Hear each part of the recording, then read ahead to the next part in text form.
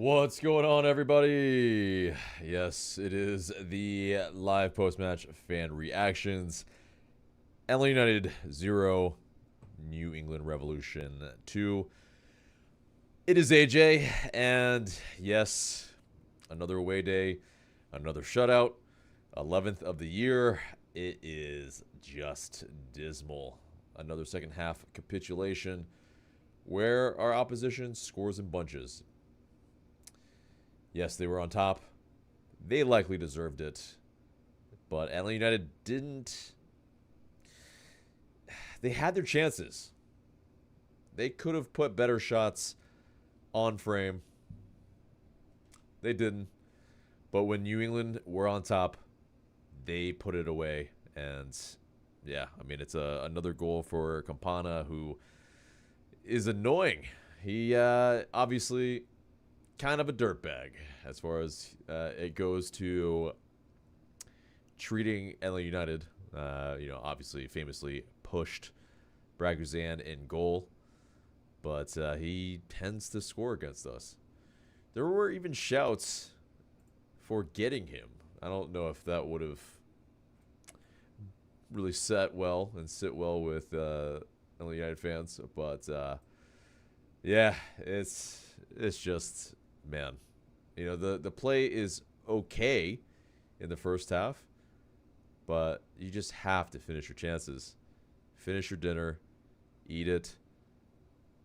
I want to see this team be a little gluttonous, but alas, that's just a little foolhardy. But yes, those of you that were early, Brian Diefenbach, yeah, love it that you're in here early. He said, what a shit show this season has been. They lost the casuals long ago. Now they're losing the diehards weekly. Yeah. I've been saying this for some time. Years. And it's, yeah. Just when Atl United decides basically to not fix the problems, this is what you're getting.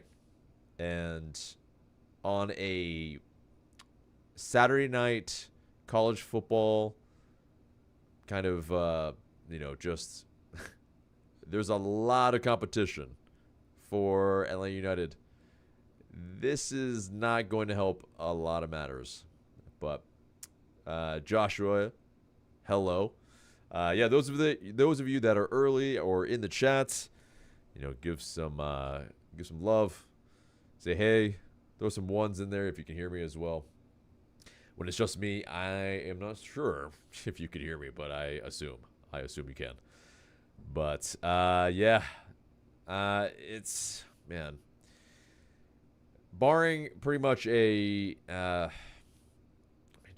really good save by Jaden Hibbert, where he had to punch it in traffic on kind of a angled shot, maybe a cross. Wasn't exactly sure, but he parried it away, kind of pretty reactionary, and yeah, definitely needed to parry away far because there was somebody waiting at the back post for New England. But it's, yeah, these goals, what could he have done to prevent them? Not much. But we were getting cooked on our right side, and it's a regular occurrence. It's definitely our weakest wing, for sure. But Joshua says, I'm so sorry they lost. Yeah, we are all so sorry as well. And it's, yeah. The runny out, the dial out crowd gets louder. Do we think Atl United's going to do it? That is the grand question. Is it just too early? As far as, are they going to wait until the end of the season? Are they going to not do it and wait until, next season to see what a new roster turned over can bring?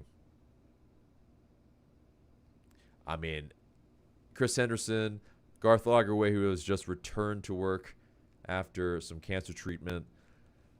I mean, I'm sure that this is near top of list of decisions that they have to make. And from an optics standpoint, like we discussed pretty much for the last month, this is something that will need to be addressed for sure. But yeah, we'll bring Nick in here very soon. But yeah, just messaging him here. But it's just, yeah, guys, I mean, it's like, tell me how you guys are feeling. It's, you know, I understand if you're gonna be in here watching the replay, or that type of thing, or those of you that are checked out.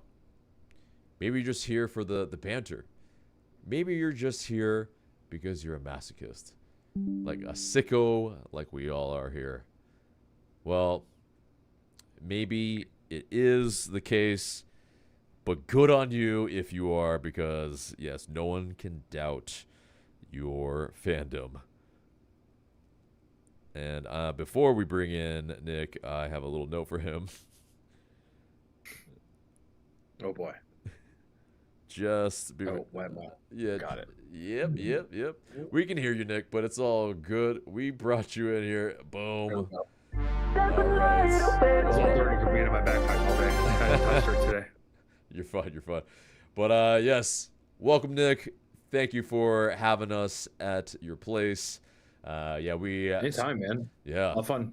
It was a lot of fun. At this point, I think this is all about the friends you make along the way. So right, that's where we're at, right? It absolutely is. It's it used to be 70,000 of our closest friends, but now it is the friends you made along the way. So yes, it's still a very great message, but it's from a quantity standpoint, not as much, but from a quality standpoint, it's great. But oh yeah. But and Mike is not able to join us tonight because he is hoarse. He's completely lost his voice. He did, send his regards, but it was difficult to actually hear his voice today. It was, but he was downstairs 2 couch cushions away from me, and I could barely hear him. So exactly, and the TV was we'll like, see how that goes. Yeah, TV was like barely, not like, I don't know, like not very loud, and couldn't hear him. But let us have your thoughts. Well, when you told me that this could be short, I said, "Oh, that's great," because there's not many new thoughts. A lot of the same. The defense is better than it was. The midfield still makes some mistakes that lead to goals, and the attack is still a little toothless. It's a lot of the same, and it sucks. I made a comment in matchday chat in our Discord.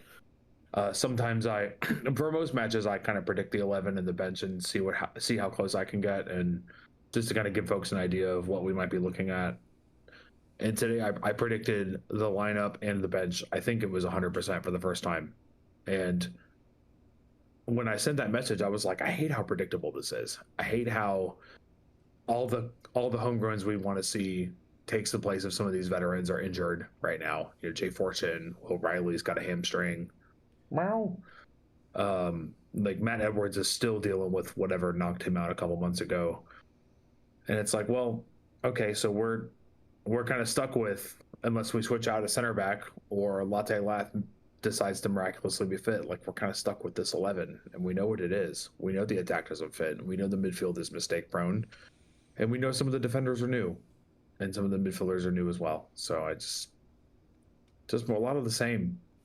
It's hard to get up for this. It is hard to get excited about it, especially when the next 2 games are LAFC and Miami. It's going to be hard to really be that invested in those. So yeah, and I mean, definitely as far as from a positional standpoint, yeah, it's like basically DPs are in, so no excuses there. All the center backs. And they've been healthy all year, no excuses. Right. Yeah, or more or They've less. been here for the most part. Yeah, more or less. Well, but the two wingers, attack midfielders, they've been here. Right, and Latte in today, still probably getting some match fitness, and essentially a non-factor. I mean, it's just, yeah, like whoever is in attack, it just seems like they can't do anything that is, I think, one, productive, that gets people out of the seats a little bit, and be like, oh, where it's like genuinely, ooh. Yeah, you get the little like, oh, that could have been good, but it's not a like, oh, from an entertainment standpoint, wow, just, and it's tough. It's tough if you can't even produce that. Like, what if you can't produce that? Then, like, I think we'd all much rather have those 4-3 games. Concede some goals, okay, but we're scoring some goals. But if that's not even happening and we're conceding goals, it's just so poor. And yeah, at that point about the homegrowns is just so poignant right now, because these are the games that at least you can blood in some of the players. Okay, yes, Hibbert is getting some minutes, but yeah, I mean, it's like, yeah, he made a good save. Does this help him a ton? I wonder. Because yeah, I could just go back, and I felt so bad for Jaden after that Columbus game, and I felt bad for him after this one too. I mean, the defense is just hanging him out there. Yeah. And when the first goal went in, he had already made several really awesome saves to keep it at 0-0. Like, what's he supposed to do after that? And it's not like when we were talking about this in my house today with all the Fan TV staff were here, and we were talking about, like, yeah, Brad would make 6 out of 8 fantastic saves, and then he'd get megs twice, or some random stupid thing would happen. Like, that random stupid thing is not happening to Jaden, because he's a little bit better of a shot stopper, and he's a little bit more nimble with his feet. He can move around a little bit more, and you just feel so bad for him, because, like, he is getting just hung out there to dry more so than Brad was. And, like, it just is what it is. Like, if they're going to keep crumbling like that, like, what's he supposed to do? Yeah. Yeah, and so it's like, you understand from a degree of, like, a fan understands from a standpoint of that, yeah, sure, you take the lumps a little bit, some growing pains, but again, it's just like, yeah, I think he can hold his head up high to a degree, and he can. It's just like, because the right side gets cooked every single match. And unfortunately, it is that. Okay, one right back gets cooked. You bring in another one. That's unfortunately not that much better defensively. Yeah. So yeah, it's just like. And then you move Mickey to the left side, and is a little bit better in attack on the left side, but then he comes inside. Amador steps up, and then you got a hole there, and there's either a hole at left back because Amador steps up, or a hole at left wing because Amador doesn't step up and Mickey cuts in, like, all season. And it's like, wow, that's very simple and easy for even a mid-tier opponent like New England, who's also been eliminated, to exploit. Like, they don't have to work hard for that. We're not making them do anything difficult or crazy to work for that. Like, it's just there for them to take. Yeah, it's any coach with anything worth of salt, this is an interim coach, can realize, oh yeah, that right side can't be gotten. We can run that for days. Hole is there. Like, our right side can go against their left side. And, and it's like, as well, that second goal, conceding from a counter, you can see why that Tata Martino used to play short corners, because yes, this is how you get exploited. And Miggy tracking all the way back, Amador on his way as well, but I don't think we needed 2 men marking one player. Pretty much Amador needed to be marking Campana, and then I believe it was Schleich as well. Pretty much on the other man, and so it was a 3-on-3. Yes, I think you probably would take those odds. It wasn't, I think completely like, oh man, well, we're dead to rights. But I mean, 2 guys on one, Campana unmarked, he gets a free look. It's just, I mean, he's the striker. He just came on. He always scores against us, and it's ever so frustrating. Like that's, within 3 minutes. Go on. I don't even know what type of like what you can say about that, like what analysis there is for that. Like he came on and scored instantaneously as fresh legs. Mm-hmm. Like he didn't even, there was no work to be done there. Like he didn't have to work hard for that. It just happened, and because he was in the right spot at the right time, and we just let him do it. Mm-hmm. Like at that point, I'm looking like that counter for that second goal was. I mean, it starts with how aggressively we were attacking that corner to get the equalizer, and I'm okay with that in a nutshell. But you have to be able to defend a little bit better than that. Whoever is still back there to defend, I just expect a little bit more out of professionals. Maybe that's naive of me with MLS, but like, and we were talking about this at my house too. Like, all of us spent most of the day watching EPL. I mean, EPL was on for 10 hours today. Like, I woke up at 7:30. It was on. I turned it on, and I was doing stuff around the house and going grocery shopping. And then at 5 o'clock, EPL was still on. It was just on all day in my house because that's what I do. And just the golf and quality is wild. Yeah, and it's levels. That type of thing we're talking about would just never happen in most other leagues around the world. It's just yes, that's MLS, and yes, we spend our DP money on our attackers, but like a basic level of competence just have to be there when you're defending routine set pieces. And I think this is an interesting kind of thread to pull, because obviously Saudi Arabia, pretty much their league pulled out of nowhere. Pity Martinez was the most notable signing for Cristiano Ronaldo's team before he joined. And now it is this where, yeah, you have, a lot of Prem quality players, some Bundesliga quality over there, maybe on the tail end of their careers, but still very, very good. It's not unlike you can't do this. And yes, okay, Saudi Arabia money is nation state pretty much kind of money, but there are filthy rich people in America as well. And it's right. It is kind of possible if we wanted to loosen the purse strings.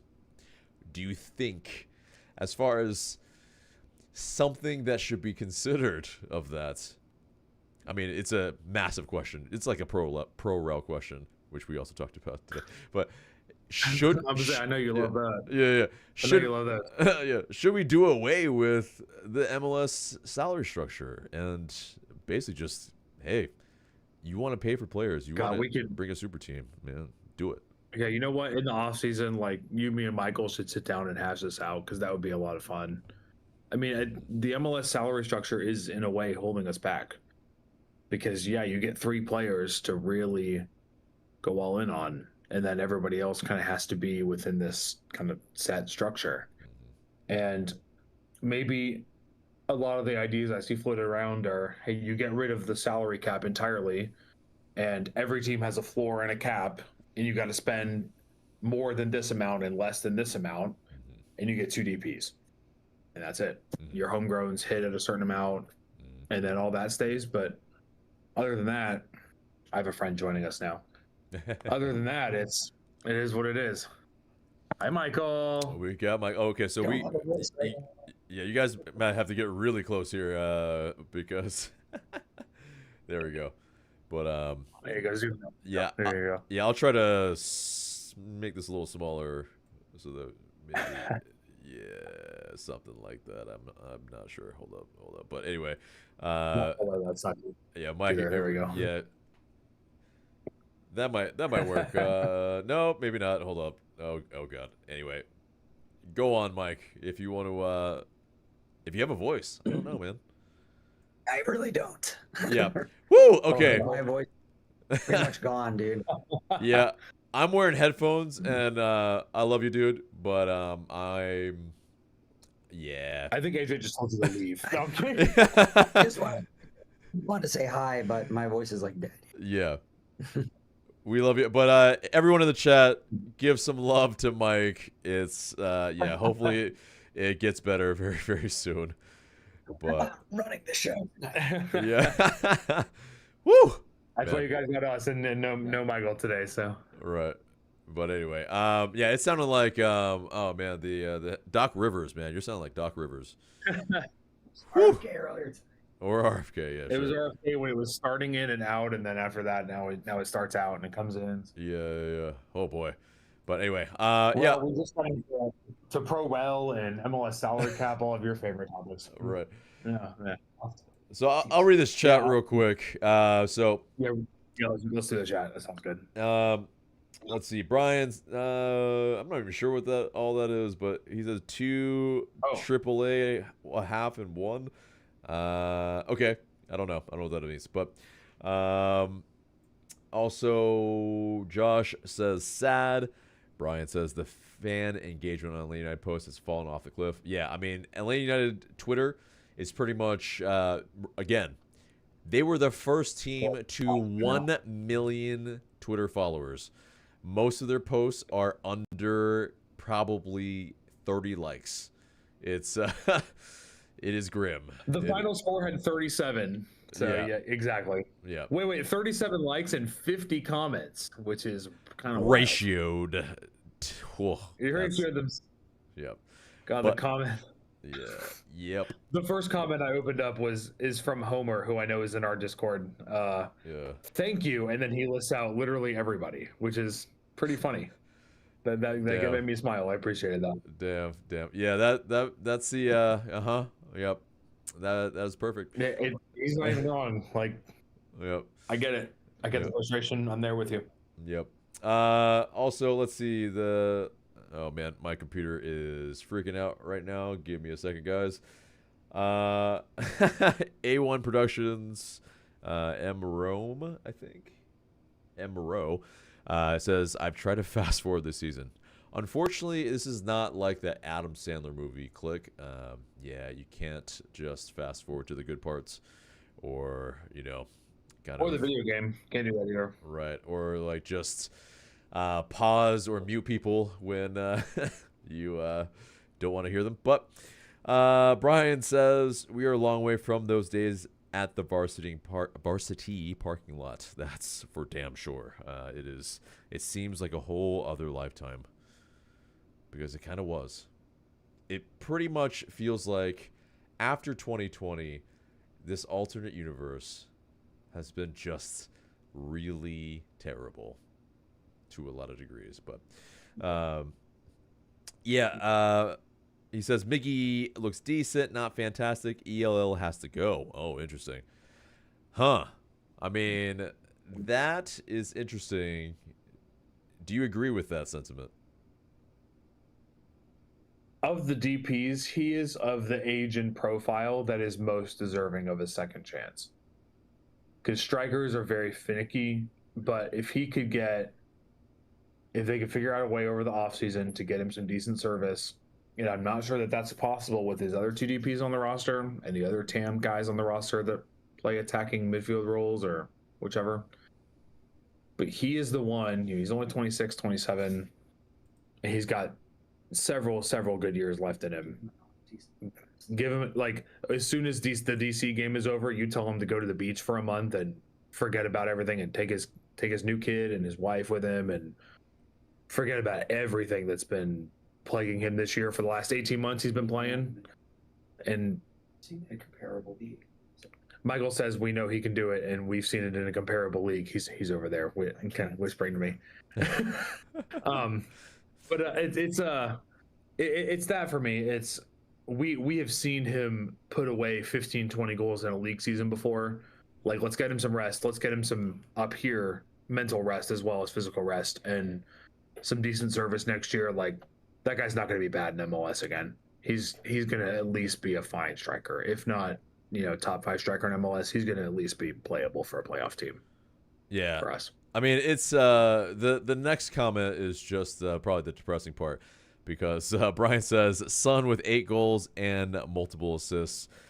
Yeah, I mean, it's just instant impact. But you have a very, like, speaking about golf in quality, it's basically a player that's elite in Son. His Son is even like, and what people don't remember about his time at Spurs is even the last couple years when he was falling off and Postecoglou was not playing him correctly, in my opinion, for 2 years.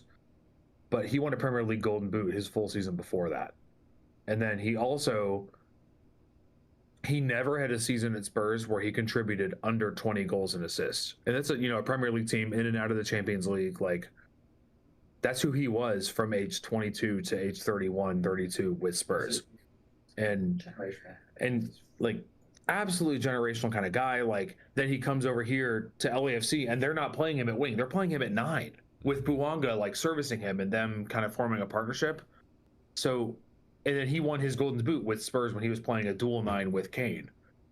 And so when you put him back in that 9 role where he has to run less and then just be right in front of the goal and finish the chances that he gets rather than create the chances and come in from the side and all of that, like, yeah, that makes a lot of sense to me. Like, that's too bad he wouldn't have come here because they want to go to New York, Miami, or LA. But yeah, too bad he wouldn't have come here because that's where we would be. Like, he would be doing that here if he was here. But Yeah. that's not what he wanted.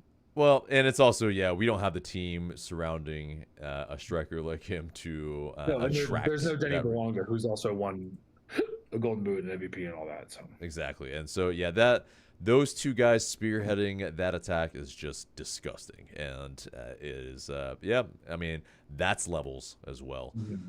But, and then, you see that. And then, yes, okay, you had a guy that was scoring in bunches for a championship side.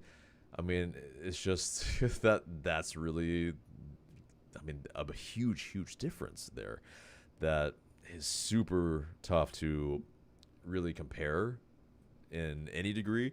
But yeah, exactly. You're scoring 10, 15 goals a season for a championship side who is fighting for a promotion playoff place versus, like, you're lifting the trophy, you're lifting the Europa League trophy. Like, you helped the team get there, you scored in the league, you scored in the Europa League. Like, it's a big difference.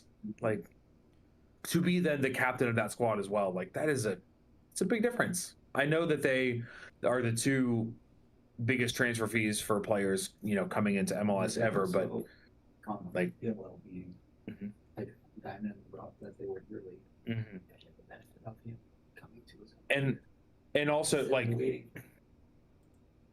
and what Michael's point there was, Son is kind of at the end of his prime and he's already shown his worth, versus Latte Lath, 25, 26, that's the beginning of your prime, especially if you're really believing it to what Garth says there. But physical primes for sports are always between 26 to like early 30s. Latte Lath is in the second year of that, and he signed a 5-year deal. Like, that he is supposed to become, like, still be improving and still be at his physical peak throughout his Atlanta contract, not just in year 1. And if this is what it takes after playing, championship teams play 46 games a year. They play weekend Wednesday the whole season through cup competitions and all that. Like, if that's what he was doing before he showed up here and then started the season with us and then has played almost every game until the last couple weeks, he really probably just needs that off season to rest physically and mentally. And he's not going to be as bad as this in the future. He's going to be fine. I don't think he can be this bad. If he's Starts scoring by accident. if he is underperforming his XG. I'm actually going to look at these numbers if you want to read another comment. I mean, if you want to change the comment. Well, he is underperforming his stats like crazy this year too. Yeah, I mean, it's also this, he is, as far as a striker, well, I think first off, I want to address it. It's so funny. It's like Mike is like your producer, but instead he can actually be heard slightly. He needs the neon sign, like raising that up. Yeah. It's like right there. Right. But instead it's like, instead of simultaneously talking in your ear, it's, yeah, exactly. Where you got to wait until he finishes his thought a little bit, and then, you're like translating the thought. But jokes aside, it's, as far as Latte Lat, I think I get it from a standpoint of, everybody that I've seen today that is dogging on ELL, it's more they're dogging on the entire team. They want to throw the baby out with the bathwater, and basically say that it's that everything's broken. But the truth is, everything isn't broken. There are a lot of broken elements, and unfortunately, it's the foundation that hasn't been laid properly. And yes, you have some fancy elements to that home, if we want to use that metaphor, where, okay, yeah, maybe you have a fancy chandelier, and maybe you have a clawfoot bathtub, but I mean, ultimately, like, if you put it on just dirt and not a concrete foundation, not some beautiful tile, or beautiful hardwood, whatever you want to do. I mean, it's like, what is basically, a house of cards is still going to be toppled over in that when you don't have the right pieces pretty much up and down the spine. So, I mean, it's like, I think there's no bones about it. Both of our number 10s, unfortunately, probably are not the answer for this squad. And so, probably not. And, can one of them be one of the players played in another position? Maybe. I think there's a likelihood for sure. But there's a likelihood that one of them probably has to go. Because, yeah, it's like, you basically, if you have two number 10s and both of them are not producing assists nor goals in games like these, what are we doing? Well, okay, a couple of numbers for you. I pulled up the numbers on Latte Lat. He scored 7 goals this season. You want to guess his XG, his expected goals for the whole season? It is. Take a guess. It's you and Michael. Go ahead, AJ. Yeah, I'm gonna go with 9. 9. You're gonna say 12? It's right in the middle. It's 10.5. Yeah. 10.25 XG to be exact, based on MLSsoccer.com. Typical And AJ and I. yeah. Yeah. Combine AJ and Michael, and you get to the right answer somewhere in the middle. So, if I don't think we're thinking about Latte Lat a whole lot differently with those 3 extra goals, but if some of those extra goals had gone in, maybe they're not 13th, maybe they're 10th and still alive somehow. Or you never know where those goals end up coming, or what games they come in, or what results they change. Like, all of that could be different. Like, a lot of those games, that were decided, like home ties or away ties, where we were looking for a goal and then couldn't get them. And, a lot of those, maybe if Latte Lat puts that chance away in stoppage time and then he gets to 10 goals, those 3 goals then take you up in the standings. Maybe they don't.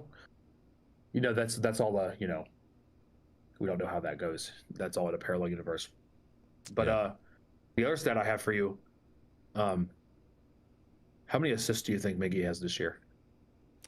I think he has 7, I believe. He does have 7. Good job. Okay. How many? They did say that on the broadcast tonight. Good catch, guys. How many assists did he have in 2017? I think it was it's 17. Yeah. I think it was like 9 or 10. Something like that. 9 or 10. What's your guess, Michael? I think it's probably, I'll say a lot. Yeah. 14. Yeah, not a good one. And So if you double the output per much, yep.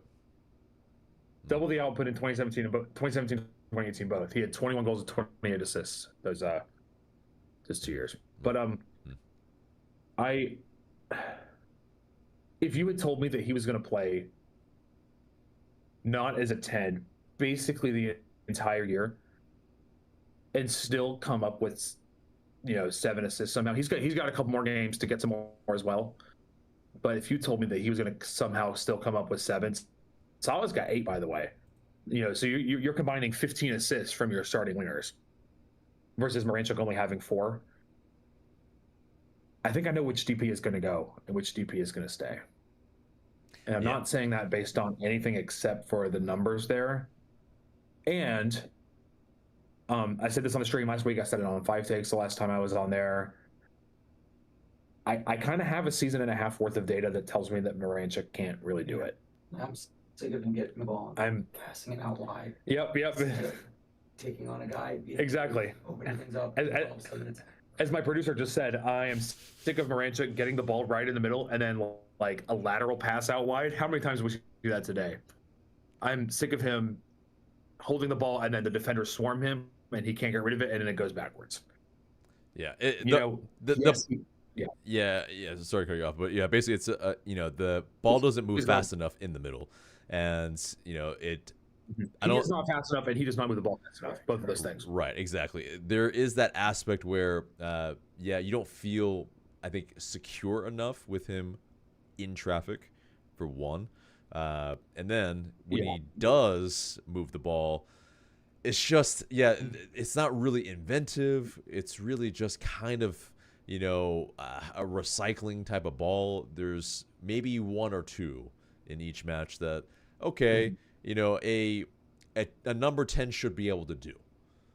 That's really it, though. And it's not something that is wowing you. And especially at a $12 million transfer fee, it's underwhelming. It's incredibly underwhelming. And yes, all those assists from, the forward line, but let's read their goal contributions, like their actual goals, right? It's, I believe, 4 for Miguel. It's maybe Miguel 5 now. is 5 goals 5 and now. 7 assists. And then let me get to that's MLS. So let me get to it might be 6 or 7 because of I think Leagues Cup maybe, but and then Moranchuk definitely had to go in Leagues Cup. I don't think Miggy did. Moranchuk definitely had the one against Atlas in Leagues Cup. So if you're okay, got it. Miguel 5 and 7, but he is second on the team in minutes with 2,533. Moranchuk leads the team in minutes. He has 6 goals and 4 assists in the league. And we're going to add Leagues Cup. Moranchuk had 2 goals in Leagues Cup, so that's going to be 8 and 4 for Moranchuk, and then 5 and 7 for Almiron. That is 12 for both. Yeah, and essentially, when you're number 10, the guy who's played there the majority of the season, only has 4 assists. And and okay, sure, he has more goals than the rest of the other 4, but it's 6. Like it doesn't mean much ultimately. You're still at like everyone talks about like Saba hasn't been great this season. He doesn't have his finishing boots. He's still doubling your 10 in assists. Right. That's not good. And that's not even counting the 3-4 own goals he's forced. Like if those own goals counted as assists, which if I was in charge, clearly I'm not, but if I was in charge, they would, he'd be at 12, 13 goal contributions. And then we're not complaining about Saba anymore. Yeah. Like it's wild to me that that our complaints as a fan base are towards Saba and Almiron when both of them are kind of pacing Moranchuk in contributing to the creation of goals. Now, yes, Moranchuk has had his fair share of his distance goals and his late arrivals to the box as a midfielder. And one of the things you brought up when we were like, what does this team need for next year? We're sitting there in the second half after they gave up 2 goals and the game was no longer interesting. Like, what does the team need next year? And we were talking about, we like the depth in this position. We don't like it in this position. Here's part of the shopping list. And you said, I want more goals from midfield. And, yes, maybe a couple more from Bartek or Jay, or we haven't seen what Atl Utd can really do yet. Maybe over a full season he can provide that. But and he is probably capable. If you're paying him at a max TAM deal, he better be capable. But we've gotten those from Moranchuk this season, and it's still not worth it based on the creation that he is then providing as well. Right. I think it's You more know? of this for me is that Moranchuk, he's kind of more the second striker. Like as far as midfield, defensively, not The offering all honeymoon that cars, much. the Lucio Costa, yeah, Yeah. It's yeah, one yeah. of With you those there. like, and especially when he's played central. Yes, you should be getting more goals. So okay, like it's at least this is probably 2/3 of what we're expecting from Alexei Moranchuk in the number 10 position, especially at his price point. Oh yeah. And so, there's that. And then, okay, we look at the goals from our strikers. And, I mean, yeah, you have 7. Jamal Tiare probably what, at 4 or 5? I mean, Yeah, 4 or 5, yeah. yeah. And so ultimately, it's just like if your forward line is underproducing and really no goals are coming from anywhere else, I mean, really, it's just, it comes down to the attack has not been platformed correctly. That's for one. Jamal had 6 goals, 0 assists, by the way. 6 goals. Okay. It all comes. All right. So, Yeah. Yeah, basically, we got 13 Which is goals. fine for a backup, by the way. Like, that's what you expect. Right. That's But fine. he's also had to Okay. play a majority of the past pretty much a month and a half, maybe 2 months. And He has. and Jamal is at, surprisingly, he's only at 820 minutes on the season, which puts him way down the list. Like, just below Muyumba, just above Mateusz Klich. yeah.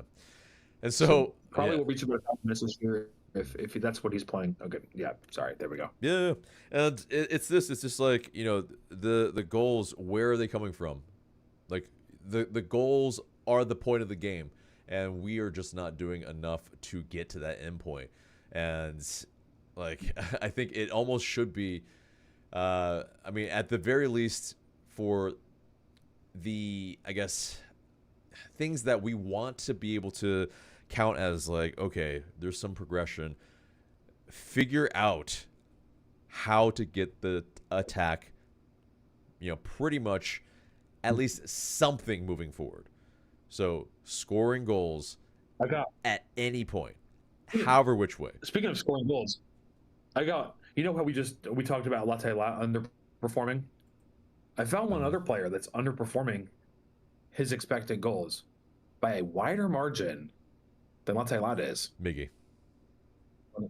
It's Miggy. Yeah. Miggy's got 5 goals, 9.1 xG. So Yeah. he's underperforming by over 4 versus Latte like right around 3. Yep. Underperforming by over 4 goals. Like, imagine. I mean, not that this team scoring 7 more goals throughout the year is catapulting them to the playoffs or anything. But if Miggy is sitting there with 9 and 7, are we going to complain about him? No. Yeah. If Latte if he's got 10 goals and 1 assist rather than 7 goals and 1 assist, we're thinking like, okay, like maybe it was a little less than what we wanted in his first season, but like second year, he's got it. We're just not. We're not complaining as much about it, and if that is one of the things that leads me to kind of the last thing I want to talk about, because I'm a little tired. I'm going to go soon, but the last thing I want to talk about is Ronnie, and I've been thinking about Ronnie a lot because, like, I feel bad because the roster clearly is not what we thought it was. But when we were talking earlier today during the game, the one thing that gets me with Ronnie is the player personnel and where you're putting the guys on the field. That is the one thing that you as the head coach control. Like, yes, on the lineup card, on the subs, on whatever else, like you receive input from Chris Henderson, the CSO. You receive input from the medical staff. You receive input from the assistant coaches on how so-and-so did in training this week, or they're coming back from this injury. Like, here's how many minutes they can play. I understand all that. At the end of the day, the lineup card is yours. Yeah. Playing some of these players out of their position, or continuing to play players like Muyumba, like Lennon, like Guzan for as long as you did, when saying like, well, we're going to pick the players who are the best in training, or we're going to pick the players that deserve to start, and it took you so long to do that in games. That's where I'm at. That's what's getting me about Ronnie.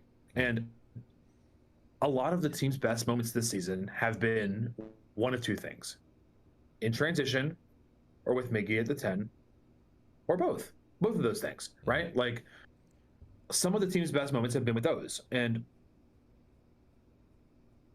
at least I know we have a lot of Gonzalo Pineda haters in our core kind of fan base in our Discord.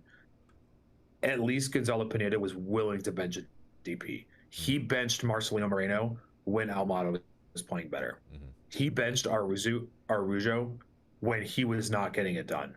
And other winger like Derek Etienne was getting it done, and Tyler Wolf needed minutes, and Edwin Mosquera had just come in. Like he benched those guys, those DPs, when other players were getting it done. And Ronnie hasn't done that. Ronnie hasn't tried the one thing I have wanted to see all year long, which is Miggy at the 10, which is where he was productive and got his 14 assists in 2 consecutive years in Atlanta in our shirt with this like shirt on. And yeah, I don't know, man, that's on the managers. Like you just aren't trying shit that you should try. Yeah, I mean, I think there's a level that there is also, I think, in some of those aspects where, like you're pointing out, the transitional moments, the playing on the counter, where you can create some artificial transitional moments that, you know, yes, maybe we're not playing super well with the ball, but hey, you know, coordinate that press. You know, in that mid block, okay, there's space in behind. You win it back. Now you have some space in behind to really run at them.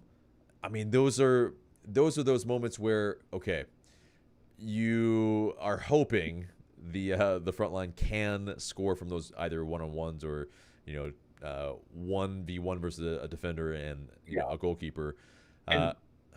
But it's just that. It's like we don't do that, or when we are in those moments, it's so few and far between that, you know, Manuel Atl, who's probably the likely beneficiary, doesn't score it because that's the only chance he's gotten all game. And, you know, he's pressing for a goal. And it's just those are those things where, yeah, from a coaching standpoint, absolutely. There are things that we can 100% do better.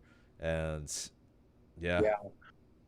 And good. And yes, at a certain point, you know, I'm in the middle of a Ted Lasso rewatch right now, and you know, Ted tells his 9-10-year-old son, his elementary school age son, like, yeah, you know, it's not like American football. Like once I roll the players out there, like in a game, I just have to hope that what I've taught them is going to work. And if it's not, I got to take notes. I can adjust the players that are out there, but once they're out there, it is what it is.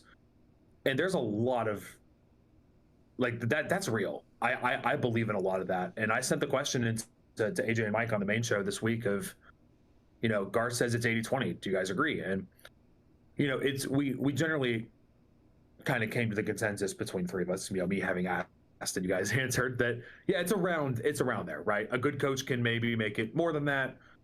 A bad coach maybe less than that, or a good roster more than that, or a good roster less than that. But right now, like I don't feel like the 20% has been there this year, and neither has the 80%. Like to be real, like the roster is not what we thought it was. But I'm to the point with the coaching staff where I want to see something else. And while I don't think many other MLS coaches would coach this team to maybe top 4 in the East, like what we have stated as our goal as a club, as a fan base, as a channel, I think some other coaches could have at least had us 8th or 9th like we were last year. And I'm not saying Rob Valentino, but I'm saying Jim Curtin is still out there. If you're going to call Tata and he's going to answer, I think you got to really entertain that. And maybe you go poach somebody from another team. Yeah, like we've been talking about. And yeah, this is food for thought for, you know, a future show, of course. But yeah, so, you know, ending on that right. Ending on that for you. Yeah, it's basically, you know, for me with Ronny Deila, it really is, I want to see some marked improvements in our attack so that we at least look a little bit more cohesive in the run-in. And if you can't, some real questions have to be asked, because yes, you have pretty much your strongest 11 that you can put out there. for a run of games. So, okay. Like, if the 11 isn't changing, they should at least have some fluency. They should at least have some patterns of play. And if we're not going to see that, man, yeah, it's Exactly. And it was like I kind of said earlier, like the 11 is so set in stone, other than is Latte Lat fit, otherwise it's DRA. And which one of Mihai or Barakal are you starting next to Gregerson? And otherwise it's very set in stone. Like Will Riley is not there, so you're starting Alzate. The fullbacks are the fullbacks, the wingers are the wingers, especially because Brennan is away right now. And the defense has been a little bit better. They got the 2 clean sheets back-to-back in August. They had a bad 30 minutes against Columbus, but they only allowed 1 goal to San Diego. And they had a couple of breakdown moments tonight, but for 75 minutes they were okay. But I don't. Well, they should have scored 4 goals. If Hibbert had not stood on his head a couple of times, they would have had more than 2. You're right. Thank you, producer. But is the defense, like I think what you're saying kind of resonated with me there, because the defense is not better because of Ronnie Dyla's teachings. They are better because Enya Mihai is better than Derek Williams. They are better because Juan Barakal is better than Lisa Brahm. And they're playing more consistently. They are not children. Yeah. And Noah Cobb and Efrain Morales are children who are playing their first minutes. Right. And that is why it's been better. And because Gregerson is healthy. Gregerson is, very good, as we know, but, he went off today again, so we might not have him. Yeah, healthy asterisk, and oh boy. Well, we can get into that another time, but last thing I do before I sign off, I wanted to read our other friend's Nick's comment that he sent us from Blue Sky, at Nick in the ATL on Discord and Blue Sky. Get at him, of course. He's a great guy from all stripes and everything. He says, burn it all down, period, now, period. If we can't beat a just as mediocre team as we are, period. Burn it all down, period, now, in all caps, period. Yeah, it's He's tough. officially lost confidence. And he is, I was adding all those periods and all caps in there because he is very much a more positive guy than me or you or Michael or some of the other people we know. But the last part of this, conceding 2 goals needlessly in the space of 3 minutes is inexcusable for any coaching staff. Absolutely unacceptable. And if you break Nick, Michael says if you broke a Nick, you deserve to be fired. And well, okay. Nick is one of the yeah. Go ahead. And for sure. I mean, it is this. I was gonna comment on your comment about the positivity, but yes, I mean, Nick definitely, yes, as from that definitely more I think sunnier sky standpoint, yes, for sure. And I think from our standpoint, I don't think we're necessarily negative. I mean, maybe some other people are. Who knows? No, but, not us as a panel. I don't think. I think we're very realistic. But yeah, I think there's constructive criticism, and yes, there might be some very direct things that are said, but I mean, there is clear love for this team, and I think that's a very important distinction. Absolutely. From. I think there's a lot of kind of, I guess, the sunshine pumpers from the deep end of that, where you criticize Miggy. How could you criticize Miggy? From any standpoint, it's like I think the go ahead. And I think something that me in my written content, and then you guys, you and Michael on the main show are very good at, is giving multiple perspectives at the same time. Like if we will point, like, of the 1-1 draw of San Diego last week, for example, like you guys said, like, oh, hey, we could have won that game if Alzate had not done this, or if we'd finished another chance. But that's not what happened. So we're going to talk about how it happened and what happened. Like, there's a difference between shit talking and telling you what happened. And if what happened was shit, it's not shit talking. We don't get So, Yeah, it's and the yeah, and really, I find no joy really in this, because our best years, that's when I found joy. And so it's purely from this, it is just passion for not only the love of the team, but for the love of the sport as well. And so from that Yeah. standpoint, it's like, yes, we all just want to see good football. And ultimately, the personnel, Mhm. it doesn't matter, unfortunately. Like, if you're not good enough for it, I'm sorry. Like, it is Yeah, yeah. it is a survival of the fittest type of a sport, type of game. And it is the hard decisions have to be made. And I think we're coming to a standpoint to it because Yeah. this 11 has seen a number of minutes together, and for it to look as anemic as it has again, yes, It's on the road, non-cohesive. yeah, it is. Yeah. There is something that, again, this run-in, this is the evaluation period, and if nothing changes, something's got to change. But Yeah. but Nick, yeah, Yeah. thank you, and Mike, our producer in the background. Yes. Right now he's over there playing with the cat, but yeah. Yes. And yes, the Mr. Tuxedo. But I don't know. Yep. But Oh no, Silver came out for Michael once you left. well, he smells like cat. know. He smells like cat. So it's Well, probably, yeah. I think cats always know. Like, I don't know if you have cats or dogs or what don't your pet preference is, but I'm a no pets at all. I'm a Oh, great man. pet uncle. But yeah.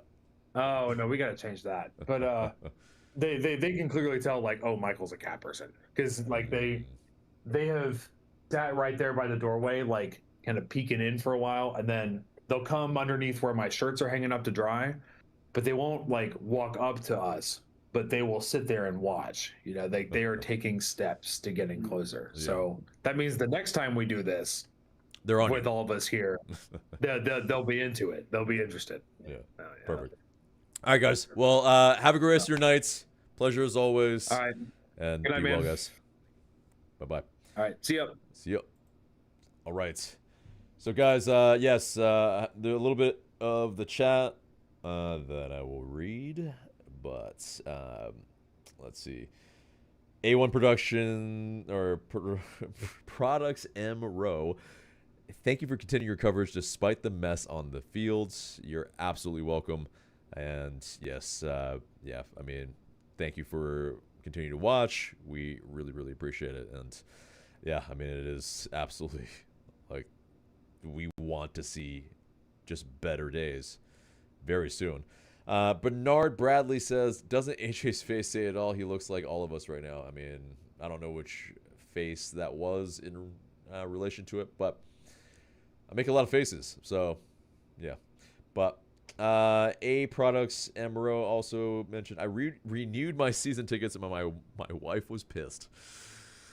Well, hopefully that goes well in your household, and hopefully you had the money. Maybe it was, accounted for, budgeted, but if it was and it's just your decision, well, I mean, if it's your money, then it's your money. Brian says, finally, I didn't, with this hot trash on the pitch, STH cables after 8-year cables. I think he means something to the effect that he, canceled it. But, yeah, guys. Thank you guys for sticking with us on this late stream. It is past midnight now, and yes, it is a very drab result. Okay performance, but ultimately just not good enough for what the expectations are. And it just is a game that just more and more deja vu. And I don't know about you, but I'm pretty sure you guys feel this way too. I'm tired of seeing that black cat. So, with that, we will sign off. We would usually do the wheel, but unfortunately, Michael is, he isn't on the stream really. He's having to be in the background, so we weren't able to do it. But hopefully next stream. And yes, guys, remember to like, share, comment, and subscribe. I've been AJ.